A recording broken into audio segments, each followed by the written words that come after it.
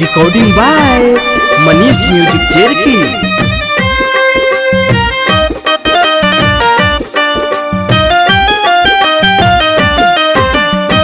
ललियो cycle से गरूबी भेजलियो train से गे। ललियो साइकिल से गरूबी भेजलियो ट्रेन से गे। बालोरो पर बैठ गेनी सनुजवा के दिन से गे। बालोरो पर बैठ गेनी सनुजवा के दिन से गे। ललियो साइकिल से गरूबी भेजलियो ट्रेन से गे।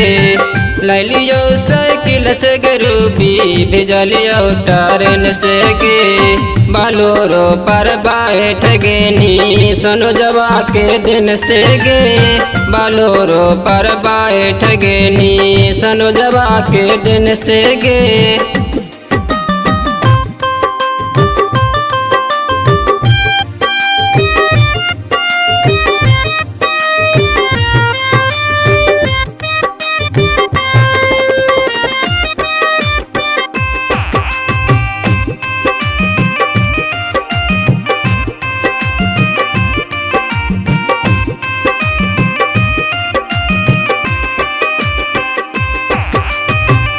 काकन कलियो रूबी तोरा हम घुमलियोगे। तोरा खाए खातिर चौमीन 12 घर ले अलियोगे। ऐसन काय नहीं गे रूबिया।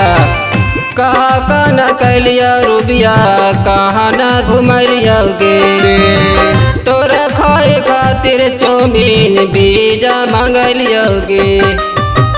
गाया घुमलियो गरूबी तोरा पालन से गे। गाया घुमलियो गरूबी तोरा पालन से गे। बालोरो पर बैठ गेनी सनुजवा के दिन से गे।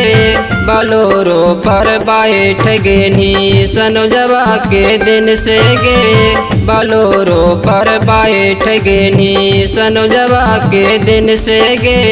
बालोरो पर बैठ गेनी सनुजवा के दिन से गे।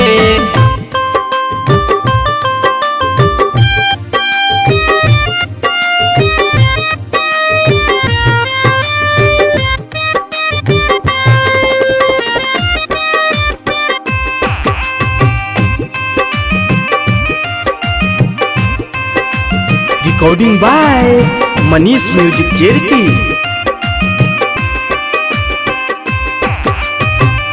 अमन छोटू रंजन संगे गेलिया बाहरवा गे। छोड़ी के आ गेलिया तोरे कारण मागे। अमन छोटू रंजन संगे गेलिया बाहरवा गे। छोड़ी के आ गेलिया तोरे कारण मागे। सोनलिया के पापा संगे रहानी 5 दिन से गे।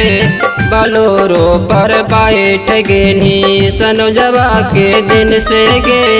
बालोरो पर बैठ गेनी सनुजवा के दिन से गे।